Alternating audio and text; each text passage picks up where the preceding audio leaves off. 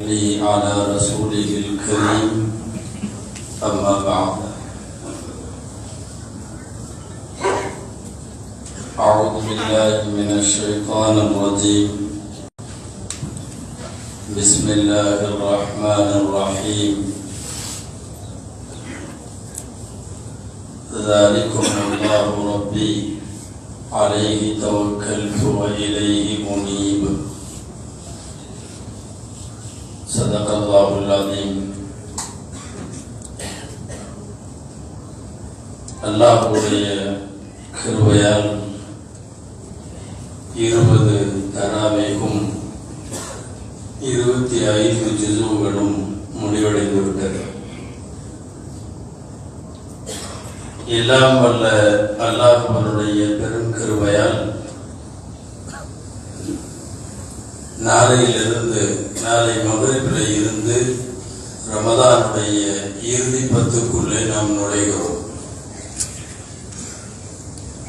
ரமதானுடைய இறுதி 10, முஹர்ரம் மாதத்தினுடைய முதல் 10, துல்ஹஜ் மாதத்தினுடைய முதல் 10, இவைகளெல்லாம் அல்லாஹ்வால் ரசூலால் மிகவும் போற்றப்படுகிற, துஆக்கள் ஒப்புக்கொள்ளப்படுகிற, சின்ன சின்ன நல்ல செயல்களுக்கு கூட பெரும் கூலிகள் கொடுக்கப்படுகிற ஒரு மகத்தான 10 நாட்கள் நம்மை இப்போது எதிர்நோக்கி இருக்கிறது.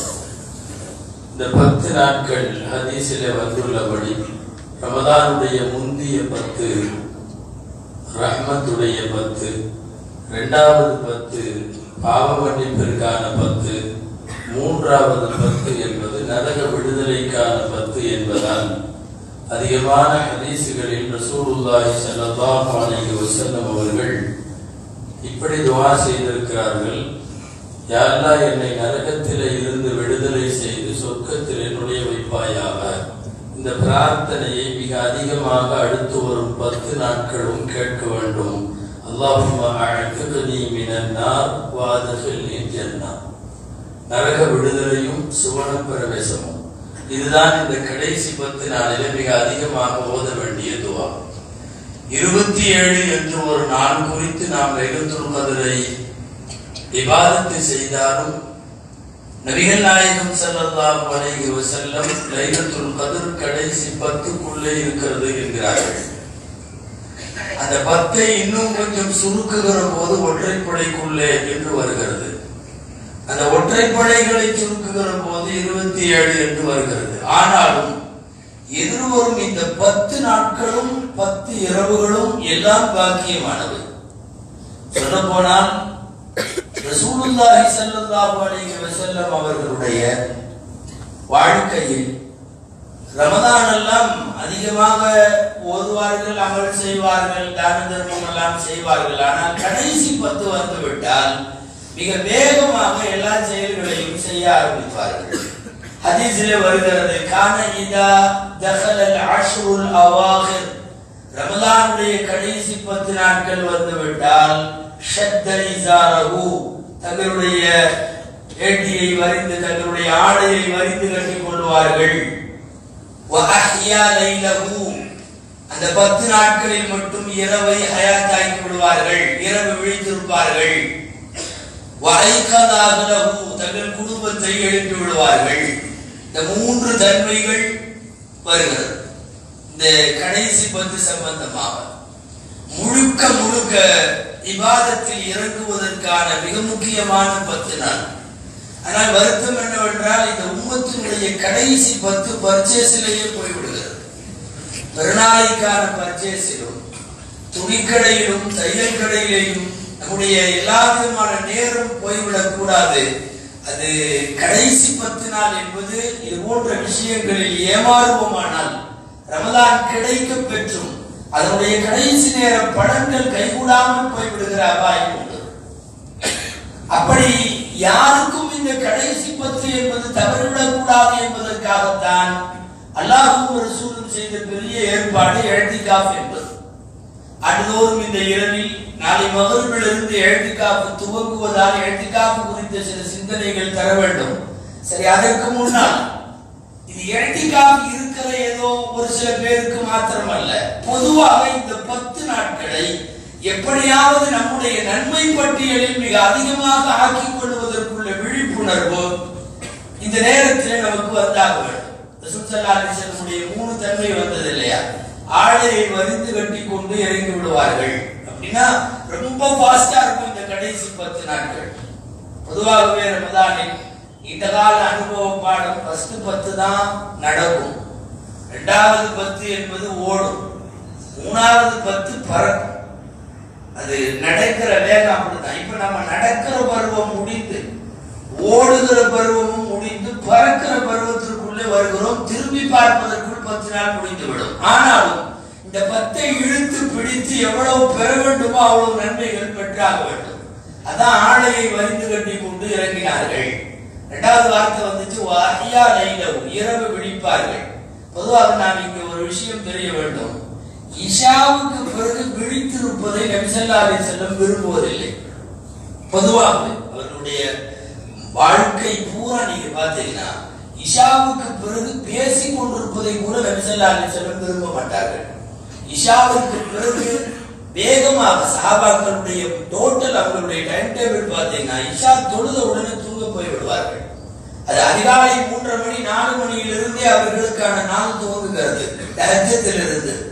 எனவே நேரத்தோடு படுக்க சென்று நேரத்தோடு ஒதுக்கிய ஒரு சமுதாயம் தான் நம்முடைய முன்னோடிகள். நபிகள் ஸல்லல்லாஹு அலைஹி வஸல்லம் சொல்ல போனா சஹீஹுல் புகாரில ஒரு பாடமே இருக்கு, இஷாவுக்கு பின்னாடியே விழிக்க கூடாதுன்னு ஒரு பாடம். இஷாவுக்கு பின்னாடி இந்த உம்மத்துல இன்னைக்கெல்லாம் எங்கேயும் போய் சொல்லவே முடியாது. ஏன்னா சஹாபாக்கள் எந்திரிக்கிற டைம்ல தான் இவன் படுகிறதே போறான். இன்றைக்குள்ள சூழ்நிலை, இன்றைக்கு இருக்கிற இளைஞர்கள் அவர்களுடைய ஜெனரேஷன் எப்படி ஆயிடுச்சுன்னா 2 மணி 2:30 மணி 3 மணிக்கு தூங்க செல்லுகிறார்கள். அப்போ முன்னால இந்த உம்மத்து எப்ப எந்திரிச்சதோ அது நமக்கு இப்ப தூங்குற டைம் என்கிற போது காலை ஃபஜ்ரே இல்லாமல் அடுத்த தலைமுறை வருது. ஃபஜ்ரே இல்லாமல் வருகிறார். எல்லா பள்ளியிலையும் ஒரு சப், 1.5 சப், 2 சப், அதுக்கு மேல இல்லை. வயதானவர்கள் இளம் கூட்டத்தை ஃபஜ்ர் தொழுகைகளை பார்க்க முடிவதில்லை என்பது இந்த உம்மத்தை பிடித்திருக்கிற பெரிய முசீபத்து. அஸ்ஸம்ரத், இந்த வார்த்தை புகாரில அந்த பாடத்துக்கு தலைப்பது இரவு விழித்தல். கண்டிப்பாக ரசூல் ஸல்லல்லாஹு அலைஹி வஸல்லம் கண்டித்ததாக வருகிறார். யாராவது வந்து பேசுவதை கூட நபி ஸல்லல்லாஹு அலைஹி வஸல்லம் இஷாவுக்கு பிறகு விரும்ப மாட்டார்கள். சுமார் 7:30 மணி நம்ம இன்னைக்குள்ள டைம் பிரகாரம் ஒரு 7:30 மணி 7:45 மணிக்கு இஷா முடிந்தால் அவர்கள் ஒரு 8:09க்குள்ள பெட்டு முடிஞ்சது, அவ்வளவுதான், படுத்தாச்சு, தூங்கியாச்சு. எனவே 3:30 மணிக்கு 4 மணிக்கு அவர்கள் எழுந்து இபாதத்துகளை துவக்குவதற்கான நல்ல தருணம் அது. ஆனா வாழ்க்கை 11 மாசம் அவங்களுடைய தஸ்தூர், அவங்களுடைய டைம் டேபிள் அதுதான். ஆனா இந்த 1 மாசம் மட்டும் இஷாவுக்கு பிறகு இருந்து ஃபஜ்ர் வரை பிடிக்க ஆரம்பிப்பார்கள். காரணம், இந்த மாதத்தினுடைய அதுவும் இந்த 10 கடைசி 10 இரவுகளிலே இருக்கிற பரக்கத்தை பெறுவதற்காக வாழ்க்கை முழுக்க விழிக்க வேண்டாம் என்று சொன்னவர்கள் இந்த 10 விழிக்க வேண்டும் என்கிறார்கள். அஹ்யா லைலஹு, இரவை ஹயாத்தாக்குதல். அடுத்தது வஐகத ஆகுதல். நபி ஸல்லல்லாஹு அலைஹி வஸல்லம் பாணி என்னன்னா, குடும்பத்தார்கள் தூங்குவதை டிஸ்டர்ப் பண்ண மாட்டாங்க. இவர்கள் இரவினுடைய 3ல ஒரு பகுதி போன பிறகு இவங்க எந்திரிச்சு நிக்கிறாங்கன்னு வச்சுக்குவோம். சுமாரா 12 மணி 1 மணிக்கு அவங்க தக்பீர் கட்டுறப்ப எல்லாம் எந்திரின்னு வீட்டுல இருக்கிறவங்க எல்லாம் அப்ப கிளம்ப மாட்டாங்க. கடைசி பகுதியிலே தான் வேண்டுமானால் எழுப்பி விடுவார்கள். இவங்க எந்திரிக்கிற நடுநிசையிலேயே எல்லாத்தையும் எழுப்புறது இல்லை, இவங்க மட்டும் தனியா எந்திரிச்சு அமல் செய்வாங்க. ஆனா ரமதானில மட்டும் இதற்கு நேர் மாற்றம். சிறியவர்கள்ல இருந்து பெரியவங்க வரையும் வீட்டுல இருக்கிற அத்தனை பேரையும் எழுப்பி விட்டுருவாங்க நபி ஸல்லல்லாஹு அலைஹி வஸல்லம். ரமதானுடைய கடைசி 10 எழுப்பி விடுவார்கள். அப்போ இந்த கடைசி 10 ஒரு பெரிய நன்மையை கொள்ளையடிப்பதற்கான ஒரு நல்ல பருவமும் லைலத்துல் கத்ரை எதிர்கொள்வதற்கான நல்ல சந்தர்ப்பமும் அமைந்திருக்கிறது. ஏதாவது பிளான் பண்ணி பண்ணலாம். இந்த 10 நாளைக்குள்ளே ஒரு குர்ஆன் முடிக்க முடியுமானால், இந்த 10 நாளைக்குள்ள டெய்லி ஏதாவது நம்மளால முடிஞ்ச 10, 50, 100 யாராவது ஏழைப்பாளைகளுக்கு தர்மம் 10 நாளும் கொடுப்போம் என்றால், இந்த 10 நாளுமே ஏதாவது ஒரு செயலை நற்செயல்களை செய்து வருவோம் என்றால், பாக்கியமான நாட்களில் நாம் ஓதி இருக்கிறோம், நாம் தர்மம் செய்திருக்கிறோம், நாம் துஆ கேட்டிருக்கிறோம், நாம் பள்ளிவாசலில் இருந்திருக்கிறோம் என்றெல்லாம் நிறைய பெறுவதற்கான வாய்ப்பு.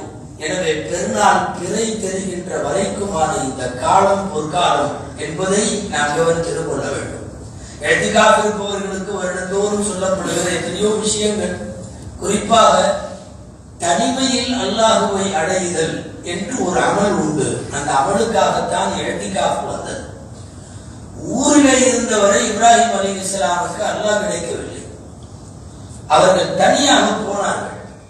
மக்கள் தொடர்பை விட்டும் துண்டித்து அமர்ந்த போது அல்லாஹ் கிடைத்தான் என்பது அவர்களுடைய வரலாறு. 36வது வயசிலே நபி ஸல்லல்லாஹு அலைஹி வஸல்லம் இராமலைக்கு போகிற வரை இறைவனின் நேரடி தொடர்புக்கு கீழே அவர்கள் வரவில்லை. புனிதர்களாக வாழ்ந்தார்கள், அது உண்மை. ஆனால் நபி பட்டத்திற்கு ஒரு 4.5 வருஷத்திற்கு முன்னாலேயே ஹிராவுக்கு போக ஆரம்பித்தார்கள். ஹிராவுக்கு போக ஆரம்பித்தது எதனால்? தனிமை வேண்டும், மக்கள் தொடர்பை விட்டு துண்டித்து இருக்க வேண்டும், அப்போது அல்லாஹ்வுடைய நெருக்கம் கிடைக்கும் என்று துவங்கிய அந்த சுமார் 4 வருஷ தனிமை போய் நபிப்பட்டம் வாங்குவதிலே முடிந்தது. அதனால் தான் மக்கள் தொடர்பை விட்டும் தனியாக இருப்பதற்கு பழக்கப்படுத்துகிற ஒரு அற்புதமான அமல் இஅ்திகாஃப் நபிகள் ஸல்லல்லாஹு அலைஹி வஸல்லம் இருந்தார்கள். ஏதாவது ஒரு நற்காரியம் நிறைவேற்றிவிட்டால் நான் இஅ்திகாஃப் இருக்கிறேன் என்று ஒருவர் நேர்ச்சை செய்தால் நோன்பு வைத்து நோன்போடு இஅ்திகாஃப் இருக்க வேண்டும். அந்த இஅ்திகாஃப் வாஜிப், கட்டாயம். இரண்டாவது ஒரு இஅ்திகாஃப் இருக்கிறது சுன்னத்து கிஃபாயா என்று பொருள். ஊரிலே யாராவது இருக்க வேண்டும், இல்லாவிட்டால் ஊரிலே ஒட்டுமொத்தமாக எல்லோரும் மீதும் குற்றமாகிவிடும். அது சுன்னத்தான இஅ்திகாஃப். அந்த சுன்னத்து ரமதான் பிறை 20 முடிந்த அந்த மகரிபிலிருந்து தொடங்கி பெருநாள் பிறை பார்க்கிற வரையுமான இந்த கடைசி 10 நாள். அதுக்கு அடுத்தது முஸ்தஹப் என்று சொல்லப்படக்கூடிய விரும்பப்படக்கூடியது. அதுல 3 நாள் இஅ்திகாஃப், 4 நாள் இஅ்திகாஃப், 5 நாள் இஅ்திகாஃப், 1 நாள் இஅ்திகாஃப், டெய்லி பள்ளியாசல்ல மட்டும் நைட்டு மட்டும் படுத்துக்கிறது அந்த இஅ்திகாஃப், அல்லது பகல்ல மட்டும் படுத்துக்கிறது, உள்ள வரும்போது இஅ்திகாஃப் நியத் பண்ணிக்கிறது, அல்லது தொழுகைக்குள்ள நேரம் வரும்போது இஅ்திகாஃப் பண்ணிக்கிறது. இப்போ தராவியில 9 மணிக்கு உள்ள வரணும்னா சுமார் 11 மணி வரை 2 மணி நேரம் நான் இஅ்திகாஃப் இருக்கிறேன் நியத் பண்ணிக்கிறது. இப்படி இது எல்லாமே 10 நிமிட இஅ்திகாஃபிலே இருந்து 3 நாள் 4 நாள், ஏன் இந்த 10 நாள் என்கிற சுன்னத்துல ஒரு நாள் குறைஞ்சு 9 நாள் ஆனாலும் இவைகள் அத்தனையும் நஃபில்ல சேரும். முஸ்தஹப் என்று சொல்லப்படக்கூடிய விரும்பத்தக்கது ஒண்ணுமில்லை. அடுத்துள்ள 10 நாட்களில் பள்ளிக்குள்ளே நுழைகிற போது இஅ்திகாஃபுடைய நியத்தோடு நுழைந்து கொண்டால் நஃபிலான இஅ்திகாஃபினுடைய நன்மை கிடைக்கும். பெண்கள் வீடுகளில் கணவர்களுடைய அனுமதியோடு கொஞ்சம் கூடுமான வரை அதிகமாக திலாவத்து திக்ர் ஓதுறதுக்கு தோதுவாக அவர்கள் இஅ்திகாஃப் இருந்தால் அவர்களுக்கான இஅ்திகாஃபுடைய நன்மைகளும் கிடைக்கும். நான் ஆரம்பத்திலே சொன்னது போல மக்கள் தொடர்பை விட்டு துண்டித்து இருத்தல் அப்படிங்கிறது தான் இஅ்திகாஃபுக்கு அர்த்தம். இஅ்திகாஃப் உள்ளவர்கள் எல்லாம் கூடி அரட்டை கச்சேரி அடிப்பதல்ல, அதுக்கு இவர்கள் வெளியிலேயே இருந்திருக்கலாம். கூடுமான வரை தனிமை, ஏதாவது அத்தியாவசிய தேவைகளுக்கு உணவு, அது இது, நோம்பு தருக்க சகரு, இந்த மாதிரி சில பேச்சுகள் இருக்கிறது, பேசிக்க வேண்டியதுதான். உணவு கொண்டு வரக்கூடிய ஏற்பாடு இதெல்லாம். இஅ்திகாஃப் இருக்கிறவங்களா ஒரு 4-5 பேர் சுற்றி ரவுண்டு கட்டி உட்கார்ந்து அவங்களுக்குள்ளேயே பேசுறது அப்படிங்கிறதெல்லாம் இஅ்திகாஃபுடைய நன்மையை கெடுத்துவிடும். அது மட்டுமல்ல, இஅ்திகாஃப் இருப்பவர்கள் அவங்க மாத்திரம் தான் இருக்கணும். கூடவே ஒரு ஃப்ரெண்டு வந்து அவங்க கூட தங்கிக்கிறது, அது அவருடைய இஅ்திகாஃப் சேர்ந்து விளங்காம போயிடும். அவரு அந்த இஅ்திகாஃப் இருக்கிறவர் கூட இவர் நண்பராக இருப்பார், சதுரில் இவர் கூட சாப்பிடுவார். அப்புறம் அவர் இஃப்தார்லையும் இதுலையும் வந்து அவர் கூட உட்கார்ந்து நோன்பு திறப்பார். எல்லா விஷயமும் பேசுவார்கள். இது தவிர்க்கப்பட வேண்டும். ரொம்ப தவிர்க்கப்பட வேண்டிய இன்னொரு செய்தி, எல்லா சமையலையும் நடுவில் உட்கார வச்சுட்டு பூரா டிஃபனை விரிச்சு வச்சு சுற்றி உட்காந்து ஒவ்வொன்றையும் டேஸ்ட் பார்த்து ஒவ்வொரு மாதிரி பேசி அரட்டை அடித்து அப்படியெல்லாம் இஅ்திகாஃப் போய்விட வேண்டாம். மக்கள் தொடர்புகளை விட்டும் தனிமையாக இருக்கிற ஒரு அமல் இஅ்திகாஃப் என்கிற அமல். இது எல்லாத்துக்கும் மேல ரொம்ப முக்கியமா, ஒரு காலத்துல எல்லாம் இந்த மசாயில் சொல்லப்பட வேண்டிய தேவை இல்லை, ஆனா இன்னைக்கு சொல்லப்பட வேண்டிய தேவை. குடும்பமான வரையும் மொபைல் சுவிட்ச் ஆஃப்லயே இருந்தா தான் இஅ்திகாஃப் விளங்கும், இல்லைன்னா இஅ்திகாஃப் விளங்கவே விளங்காது. இங்க வந்து படுத்துக்கிட்டு ஒருத்தர் வாட்ஸ்அப்புக்குள்ள இருக்காருன்னு வைங்களேன், வெளியே இருக்கிறவனே பரவாயில்லன்ற மாதிரி ஆயிடும். ஏன்னா ஃபுல்லா அவர் அதில் தான் இருப்பார். அதனால அந்த ஃபேஸ்புக், அந்த வாட்ஸ்அப், அது இது அதையெல்லாம் இதை ஆஃப் பண்ணி வச்சிடலாம். அவசியங்கள் இருக்குமானால் செல்போன் ஏத்திகாஃபிலே பயன்படுத்துவது சம்பந்தமாக கேட்கப்பட்ட கேள்விகளுக்கு சர்வதேச அளவில் அறிஞர் பெருமக்களால் தரப்பட்ட பதில்கள் எல்லாம் நிறைய இருக்கிறது. அந்த பதில்கள்ல இதுதான், ஏதாவது ரொம்ப அவசியம் என்று வருகிற போது நீங்க அதை தொடர்ந்து பேச வேண்டியதை பேசிட்டு உடனே சுவிட்ச் ஆஃப் பண்ணி வச்சிட வேண்டியது. நாள் பூரா சுவிட்ச் ஆஃப் பண்ணிட்டோம். அறவே அதை எமர்ஜென்சி கூட யூஸ் பண்ணக்கூடாதுன்னு சொல்லல. ஒருவேளை யாராவது அப்படியும் கூட இந்த 10 நாள் மொபைல் இல்லாம இருக்கிற முடிவு பண்ணா ஒன்னும் மௌத்தா போயிட மாட்டேன். யாரும் தாராளமாக அப்படி இல்லாமல் இருக்கலாம். ஆனா இன்னைக்கு அப்படி ஆயிடுச்சு, ஏதோ இல்லாம ஆயிட்டா. திடீர்னு சுவிட்ச் வச்சு ஆஃப் ஆயிடுச்சுன்னு எங்கேயாவது சார்ஜர் இல்லாத இடத்துல நம்ம படுற பாடு என்னமோ உலகத்தை விட்டே மௌத்தா போயிட்ட மாதிரி. அங்க போய் இங்க போட முடியுமா, அதுல கொஞ்சம் குத்தி இதுல ஒரு பாயிண்ட் வந்து அடோ நான் எனக்கு உயிரோட இருக்கேன் அப்படிங்கிற மாதிரி நிறைய ஒரு மொபைல விட்டு புடுங்கிட்டோம்னா இவர் கபருக்கு போன மாதிரி ஃபீலிங்க்கு இன்னைக்கு வந்துடுறார்கள். நான் குறிப்பாக இழத்திக்காக இருப்பவர்களுக்கு சொல்லுகிறேன், ரொம்ப அவசியமாக இருந்தால் திறந்து பேசிவிட்டு மீண்டும் மூடி வைத்து விடுங்கள். அது சுவிட்ச் ஆஃப்லேயே இருக்கிற வரை இழத்திக்காகனுடைய நன்மைகள் கிடைக்கும். அருமைநாயகம் ஸல்லல்லாஹு அலைஹி வஸல்லம் அவர்கள் மதீனாவிலே அவர்கள் இருந்த 10 ஆண்டு காலமும் இழத்திக்காக இருந்தார்கள் என்பதும், அதுல 10 நாட்கள் அவர்கள் ஒவ்வொரு வருஷமும் இருந்தார்கள் என்பதும், வஃபாத்தாகிற வருஷம் 20 நாட்கள் இருந்தார்கள் என்பதும் நாம் அறிந்திருக்கிறோம். இந்த வஃபாத்தாகிற ஹிஜ்ரி 10, அதாவது 11ல வஃபாத், 11 ரபியுல் அவ்வல், 10 ஹிஜ்ரி 10வது ஆண்டு நபி ஸல்லல்லாஹு அலைஹி வஸல்லம் 20 நாட்கள் இருந்தார்கள்.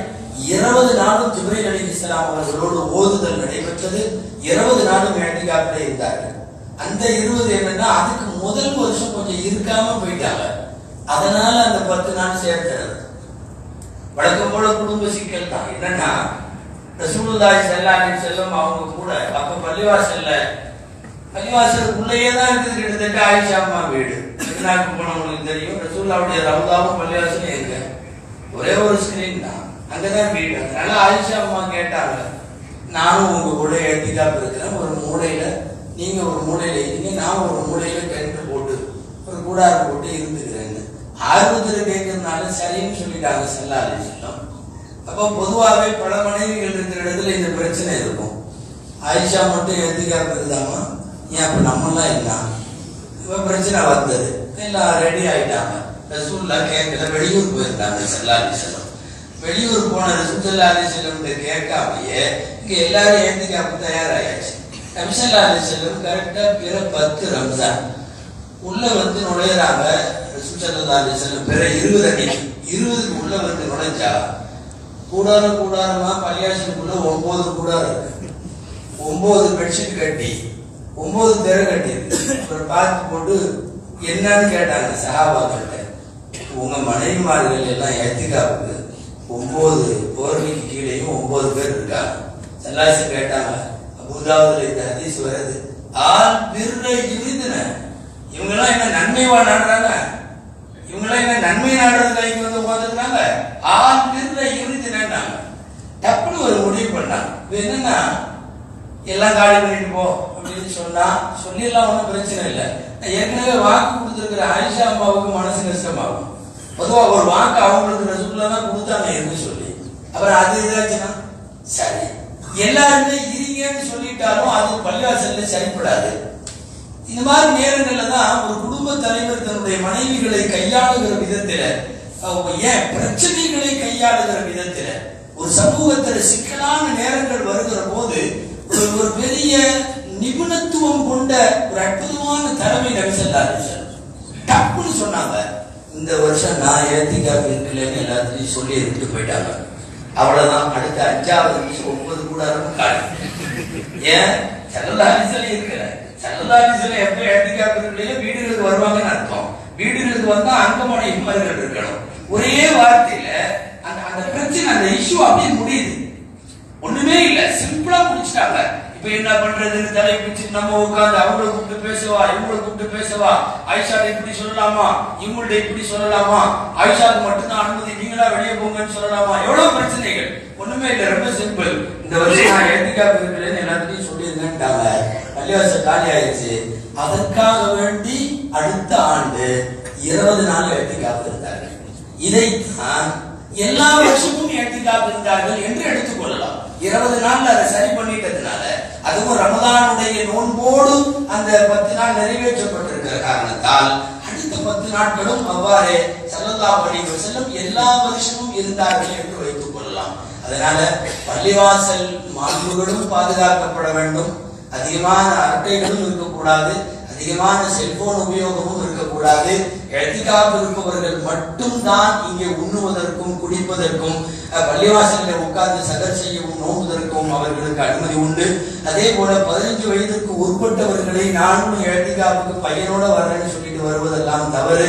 இது அனைத்தையும் பேணுதலோடு கொஞ்சம் கவனமாக இருந்து கொள்ள வேண்டும். இஅ்திகாஃப் இருப்பவர்கள் அல்லாமல் மற்றவர்களும் தயவு செய்து இந்த எதிர்வரும் 10 நாளை ஒரு பொன்னான வாய்ப்பாக கருதி இந்த 10 நாட்களில் நம்முடைய குர்ஆன் ஓதுதல் அதிகமாகட்டும், திக்ர் அதிகமாகட்டும், பாவ மன்னிப்பு அதிகமாகட்டும், நரக விடுதலைக்கான துஆக்கள் அதிகமாகட்டும், தான தர்மங்கள் அதிகமாகட்டும்.